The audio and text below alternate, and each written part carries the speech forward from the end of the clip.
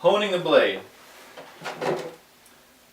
This procedure will work 99% of the time. You follow the procedure, you don't have to feel the sharpness of the blade with your finger. However, if you want to, this is what we're looking for. We're going to push our finger out to feel for a burr, or come behind and feel this direction, feeling for a burr, which I can feel. And I can see it. You can't see it on the camera, but there's just a little hair of metal that folded when I did this with my finger. I'll push that back down. Okay. Again, you can follow the procedure and get the correct results, which means you don't have to touch the blade with your finger, or you could even wear Kevlar gloves as a safety item instead of bare hands, which is not safe. I'm going to start, this is a paper blade, with this brown stone.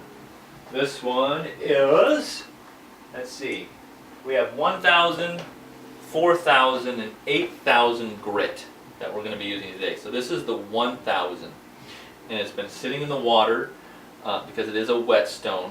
So you need to make sure your stones have been sitting in the water at least as long as you've been grinding the blade. And this is the pattern I find works best with this stone. I'm going to set it flat on the blade, and I'm going to tilt it up. And I'm eyeballing it. Right now, it looks to me like the bottom of the stone is angled to right about there. So that's my visual reference. I'm going to push out towards that location. I'm going to come back, and I'm going to go along the blade. Pull back, along the blade. Pull back, along the blade. I'm overlapping each pass that I'm doing here. I call this a drawn out pass. Okay? Now I'm pushing pressure down when I'm pushing out. And I'm taking my pressure off when I'm pulling back. Out, back. Out, back. That was one pass. Out, back. Out, back. Out, back. Out, back. And you can feel the stone cut into the metal. You have just the right amount of pressure. The trickiest part here is keeping this angle correct, which is why I established kind of a visual line right here that I'm aiming towards. And you'll see I'm keeping my fingers on top of the stone or behind the cutting edge. The only time I've cut my finger in this business is when I didn't do that. Okay, so that's pass 3.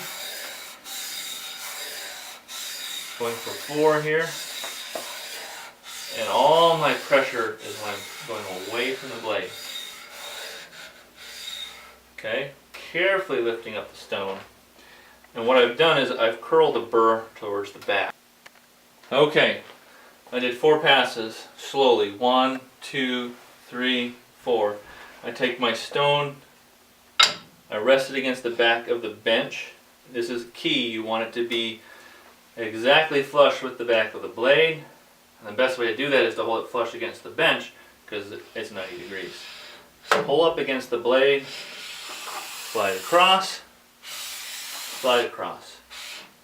Done. Okay? Now the front of the blade here has got dirt and burr and pieces of whetstone. Use a plastic stick, just drag the front of the blade. Okay? And that takes the burr off. And you can see right here, this is little slivers of metal. That's the burr that we just removed from the blade. Okay? Now I'm going to rinse the blade because I don't want any debris or slivers of burr becoming sandpaper. I dip out of the tank. Rinse the top of the blade. I'm going to go ahead and rinse each one of these clamps because the grit from the stone could wear the metal down over time. Blade is clean. Now I'm going to do that again with the brown stone. So same thing, 4 slow passes on the front, 2 on the back. Okay, I'm setting my little bottle of grinding water there. I did not scrape the burr off the second time. It really only has to be done once on a paper blade. I'm getting out my white stone. This one is 4000 grit. Still a very soft stone. So what I find works best is pushing hard away and pulling back. Hard away, pulling back. Making sure that angle is consistent. We've already created a hone line, which is a nice shiny line on the front of the blade where you actually have a slightly different angle based on the angle that I'm holding the stone. That was one slow pass.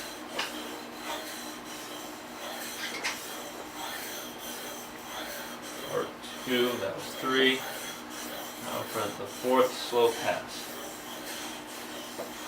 And it can be kind of a circular motion, but you push with pressure, pull without pressure. And I like to do it, if you are circular, you're going to go away from the blade, away from the blade. Okay?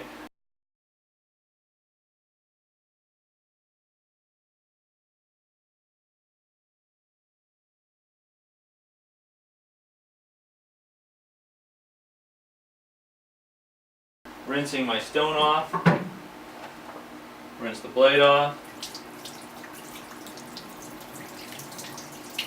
and then do it again. Okay, we just finished 4 more passes with the white stone, rinsing off the blade. Something I'm not going to demonstrate is mistakes here.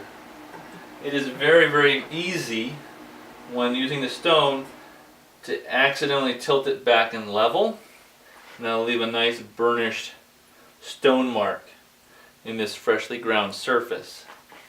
If that happens, don't worry. Turn the machine back on. It's probably still at the same height, and come on over. Maybe 2 passes, that mark will be gone. If you don't adjust the height of the wheel, already this hone line, here's our ground surface, the hone line is here. So if you regrind this surface, you don't have to start your honing all over, unless it's really bad. But you can use your own judgment on that one. You might have to lower the wheel a half a notch to actually get rid of that scuff mark. Okay, use your best judgment. Worst comes to worst, you got to redo the hone anyways. Let's just be careful, save yourself time. Now I'm transitioning to the 8000 grit stone, and there's some junk on there, so I'm going to kind of rub it free with my hand and then rinse it. This stone is much, because it's denser, it's much harder. So I've found that this stone can be used in more of a circular, either into this knife, away from the knife, figure eights, push-pull. It doesn't affect things as much. I like the consistent push-pull.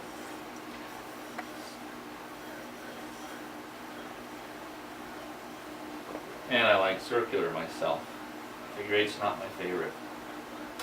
I'm just working really hard to maintain a consistent angle. And I'm just polishing that hone line. It's riding on a very fine line there, getting rid of all the scuffs and scratches that the previous stones put into the blade. And I wasn't paying attention, but it looks like this is my 3rd time back and forth. This is kind of a faster pass. Okay. And now we're going to finish up the honing here. And this is the technique that I found is consistent and yielding the best results.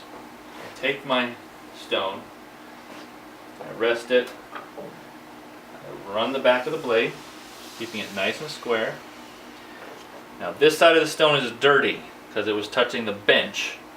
So I'm going to tip it over onto the clean side, find my angle, work the top of the blade, take the dirty side, and again go back across,